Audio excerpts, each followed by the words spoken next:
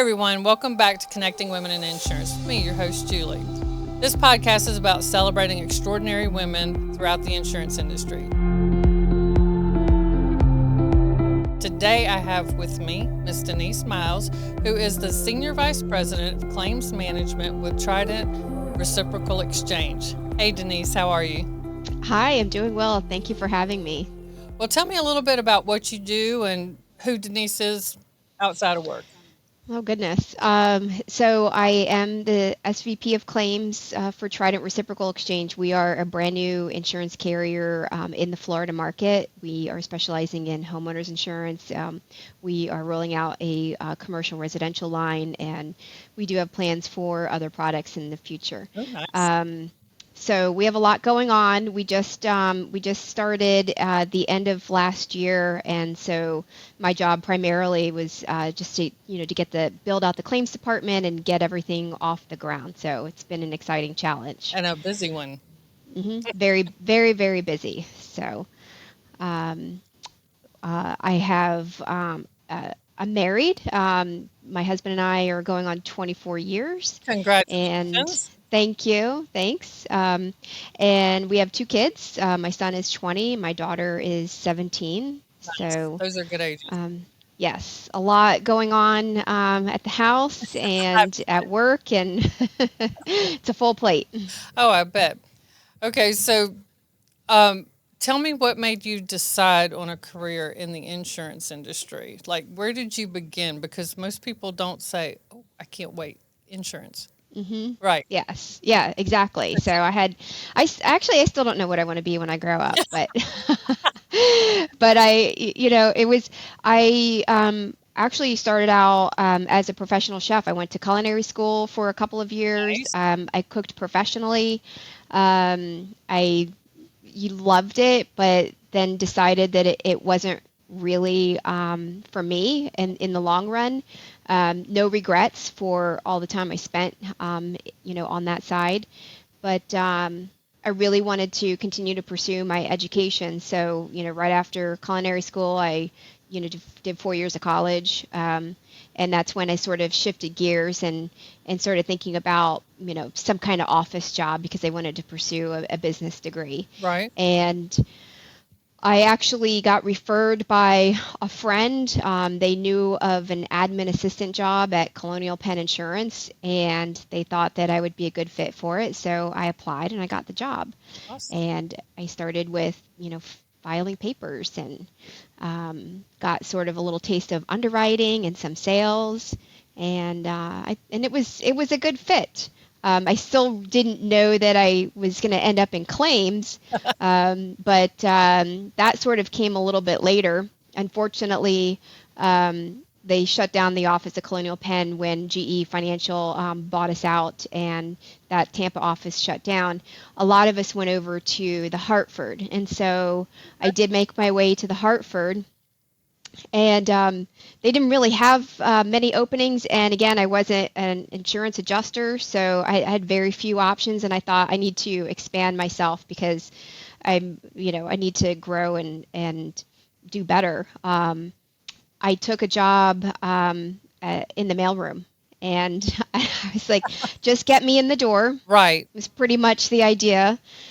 I'll figure it out from there. I immediately started studying for my adjuster's license, and when I passed the test, I applied, and I think it was because I had made those connections at Colonial Penn, and some of those people were in leadership roles at the Hartford. They knew that they knew my work ethic, and they knew that I was driven, and I had I was trainable. So they decided to take a chance on me and hire me into the claims department, having never adjusted a claim before, and they taught me from the ground up. So it was a very good experience. Yeah. As I've said in the past, people in the insurance industry are very, very willing to help you. If you're willing to learn and try new things, they are very willing to help you. hmm So after after adjusting, kind of where did you navigate to? Well, I actually I worked through the 2004 hurricane season Mhm. when all of those hurricanes hit Florida, and I was an adjuster at the Hartford and pregnant with my son, and we boarded up our house 4 times. We evacuated Oh man. twice. I'm about ready to have a baby. Meanwhile, I'm working, 60 hours a week at the Hartford on paper files. It was completely insane. It was after every storm. It was like hurry up and get back to the office and start adjusting claims again. And when I had my son in November, I thought that's it. Like I can't do this.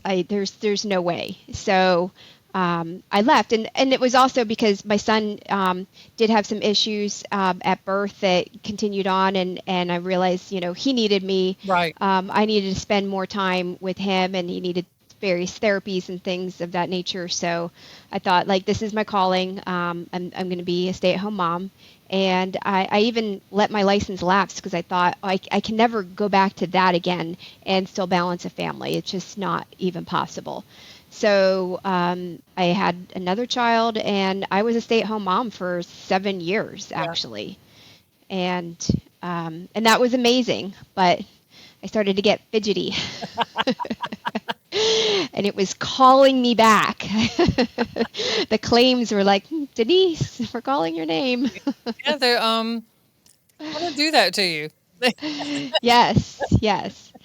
And but it was kind of a struggle. I thought, I really enjoyed the job. I mean, aside from the fact that all the hurricanes, I mean, that's nobody loves that. But Right.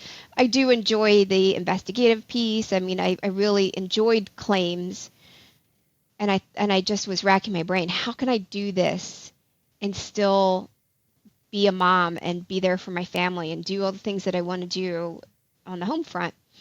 And I got the bright idea of deciding to become a field adjuster. I never did it before. Read plenty of reports, knew that I could write one better than most of the ones I've read, and I taught myself how to be a field adjuster. I got a ladder. I started doing like test claims on my own house, writing estimates in Exactimate. I mean, and this was back in the day where you had like the tape measure on the roof, and I'm throwing out the tape measure, and I'm doing, like all of that. Yeah, and I just when I felt comfortable enough, I put out my resume, and a company, an independent adjusting firm, picked me up. Nice. You know, that is a struggle for any stay-at-home parent, be it a stay-at-home mom or dad, is how do I balance how do I get back into the workforce if you want to, but then how do you balance if you're not a stay-at-home mom or dad? How do you balance work and life? And it is a struggle, but it can be done. Um, Hmm. and kudos to you because I would have been laying flat on my face on that roof, hanging on for dear life. Not a Yeah, it was exciting. I can say that my husband didn't love it. He was I would be pulling up these properties on Google Earth the night before, and I said, okay, this is where I'm going tomorrow, right. and some of these neighborhoods were just awful. And he said, okay, call me as soon as you get off the roof, or call me when you're leaving, and because it's a dangerous world out there, so I don't take any of that for granted. And I had my run in with a couple of scary situations, but um, I'm a scrappy little one, so I got it handled. Well, okay, so did you ever in your career make a mistake or a decision and you thought, "Ah, that's the end of that. I'm going to have to start all over." But you learned a really valuable lesson that helped you in your career later down the road? um, yeah, I have had some situations where I wish that maybe I hadn't said as much, that maybe I said too much. But on the flip side of that, I think there are times when I knew I held back and I regretted it. Mhm. So it's kind of a balance where I don't want to ever think, well, if I say too much, am I going to regret it? Am I going to just regret not saying enough? And I don't want to have regrets. But I want to be able to learn from it. So it's kind of, and as we get older, um, you know, we learn to sort of balance what we should and shouldn't say. Yes, that's a good way of putting it. So, but yeah, because when I think about like, in my 20s or even in my 30s, like, why didn't I stand up for myself, or why wasn't I stronger? And and it almost feels unfortunate that it has to come with age to gain that confidence, and I'd love to instill that in my kids, especially my daughter. And I actually, um, my daughter is pretty confident, and I think that's because I exude the confidence to her, and I think that she has learned from that. So I love that about her. Now, is it going to get her in trouble sometimes? Probably, but like again, live and learn, right? Right. Children pay attention, they really do, and, Hmm. you know, I think when I got into my 40s, my mom was just glad the filter kicked in, Hmm. um, because, in my 20s, I didn't filter much, but like you said, on times when you really should have stood up for yourself and you look back and you're like, "Man, I wish I would have said something." You do learn that with age. Hmm. You learn to decipher when to open your mouth and when not to, for the most part. Hmm. Yes. Yes. Okay, so who who was or is the most influential person in your life and or career, and why? Well, I have I have so many people that have influenced me, and I think from like for a lot of different reasons. Mhm. What I like is to sort of learn learn from various people that I've come across in life, good and bad, and you just take those pieces and build and learn. Like my parents, my work ethic, like Mhm. they have amazing work ethic. They're the hardest working people I've ever met in my life, and I know that I get my work ethic from them. Um, I think probably as far as my career goes, and what I've learned in this industry, I would credit a lot of that to Grisel Jimenez. And I worked with her at the independent adjusting firm. We worked together, and then she brought me over to a carrier, one of the smaller Florida carriers, several years back. And I think that it was really what she did was kind of bring me to and like an inner circle, or even just helped explain how things were working like within the company, when really, I mean, I didn't need, there was no reason for her to necessarily share that with me except to help me learn and grow.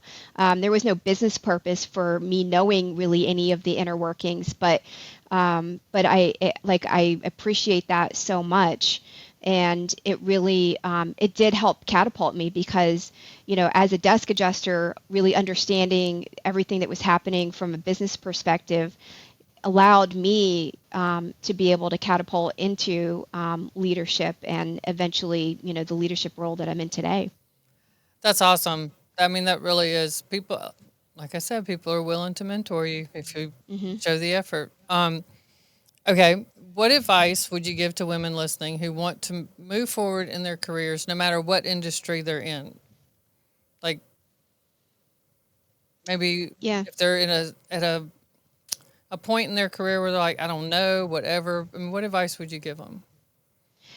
I think it would be to immerse yourself fully in the particular industry, to really understand everything that's happening, not just the job that's in front of you, but the other functions of the business, and things that are happening within the industry. I think a lot of my growth has come from reading industry journals, and like learning all various things about the industry from outside sources, and just being connected with people, and joining associations, and meeting people within the industry. So it's about your own decision to grow yourself internally, and not just wait for someone to teach you something on the job, but just being proactive to learn everything you can about not only your job, but just the industry in general that you're interested in. That's really good advice. I like that. Okay, we're going to have a little fun. Okay. So I'm going to ask you some questions. I don't want you to think too hard, just answer. Okay. What is what is your favorite hobby or pastime? Uh, Cooking, fishing, golfing. Can I say three? Yes. Oh, I did want to ask you this earlier. Shopping. What is your favorite dish to cook? Ooh, that's a tough one because I love to entertain and I'm always making something different. Like this past Sunday, I did a spread for my mom and mother-in-law, and I made lobster rolls, and that was pretty awesome. Made a pineapple upside down cake. I like to do spreads for entertaining. Who doesn't love a good charcuterie board? But I like to make all the different little things that go with it, like make the pesto or make the olive tapenade and, different things like that. My family loves a good taco board. I mean, it's it's not complicated, but it's fun. It is fun. Yes. Okay, so what is the most hilarious fashion trend you secretly love, Oh, a hilarious fashion trend that I love. or just something maybe people I wouldn't don't think know. that you would like? That's a tough one. I don't know.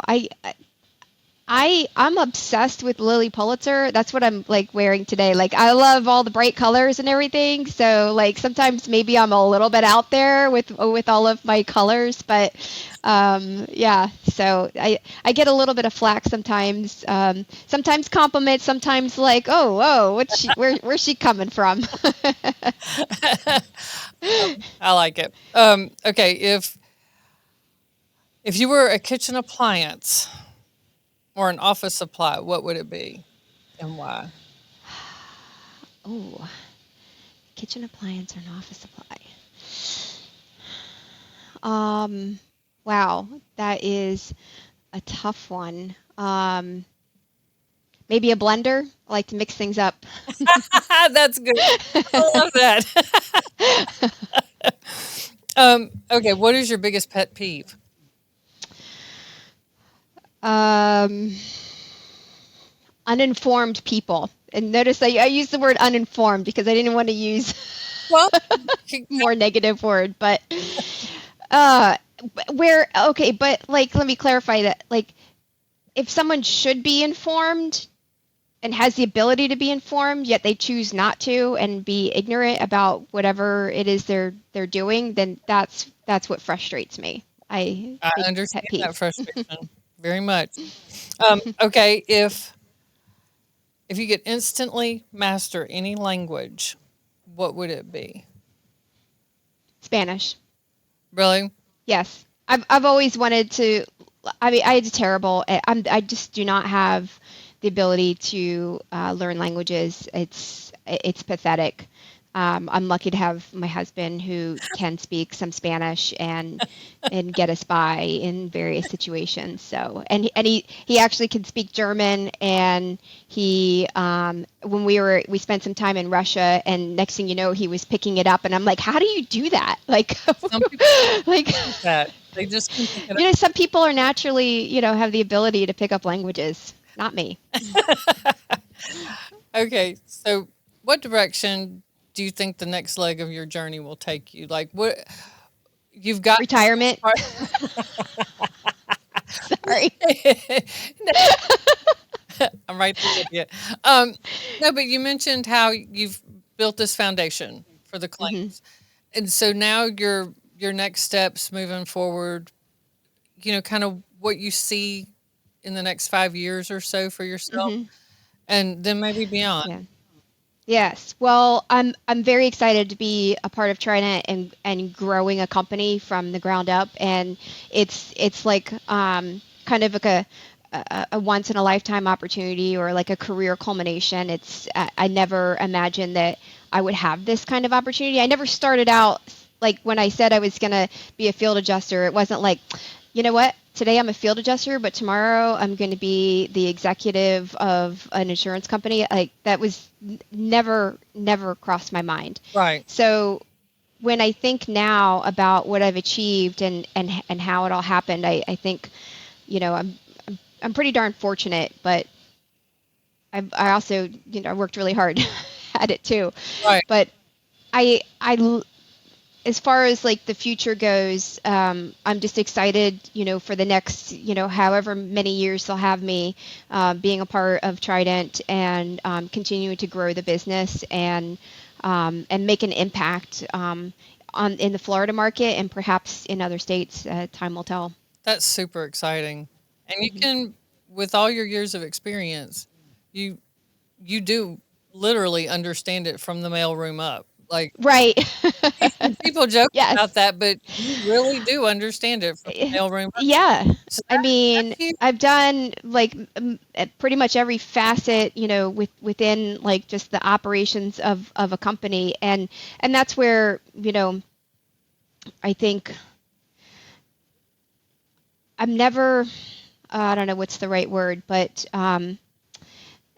like I don't want to get a big head about like where I am, and like a title. I don't want to be stuck on that because once upon a time I was delivering mail, and we all have to start somewhere. And people who are learning and growing in this business, I want to, help, form them and mold and help them grow and learn within the business and never make them feel less than because they're, a clerk or something like that. Like it's all about just taking that initiative and growing and learning and having people along the way to help you achieve the next level. Oh yes, and the truth is, you have a really nice title, senior vice president. However, you can't do your job if the clerk is not doing theirs, or the whatever down the line isn't feeding up and doing their job well. So Right. it's a circle thing, Hmm. it's a full circle. And anyway, I think that's really great because I do believe staying humble is the key to success. Hmm. Because you're Yes. right, title doesn't matter; it's your character. Hmm. Um, Absolutely. so we're as we come to a close. Is there anything else you would like to say, or is there a question you wish I'd have asked you and I didn't? Hmm. Oh gosh, I would. I don't know. I I don't have necessarily have another question, but I kind of just want to convey to really anybody who's listening, men or women, really, that it is important to just be who you are, and work hard, and you don't necessarily have to like raise your hand and say, look what I'm doing over here, am I aren't I so great, look at this amazing work. Like you don't have to do that, because when you are doing good work, you will get noticed, and that's essentially what happened to me. I was just keeping my head down, doing my thing, and people noticed, and I think that it's that that's important for people, especially younger people, and that everyone wants accolades, or everybody gets a trophy and all that, but like just work hard and be who you are, and it'll get noticed. You're absolutely right, and that is truly the trend I've seen with the women I have interviewed, because they are all very humble, and they didn't raise their hand and say, "Hey, look at me." They just kept working, and they did get noticed. And when they did approach upper management about a raise or a promotion or whatever, they had what it took to back it, and it had Hmm. already been noticed. So I think that's excellent advice moving Hmm. forward. Denise, I can't thank you Yes. enough for joining me today. I am so excited that you did. I really appreciate it. Well, thank you so much for having me. I really enjoyed this. All right, and I will I will be getting in touch with you soon. We'll have to do this Okay. again. Yes, All for right. sure. Thank you. All All right, bye. right. Bye bye. Hey everyone, thank you again for joining us today. I hope you enjoyed this episode with Denise. If you will, like and subscribe so that you don't miss any future episodes, and I will see you all next time.